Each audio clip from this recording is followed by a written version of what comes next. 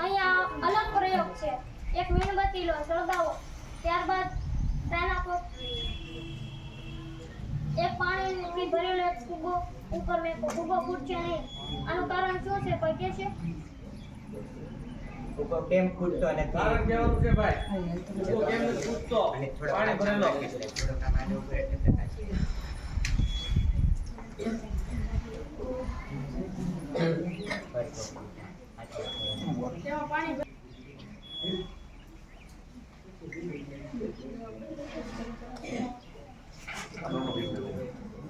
તો હું કહું, ફૂગો એટલા માટે નથી ફૂટતો કેમ કે મીણબત્તીની ઉપમાન પાણી શોષી લેશે, તેથી ફુગાની અંદર રહેલું પાણી પણ ગરમ થઈ જાય છે અને ફૂગો ફૂટતો નથી.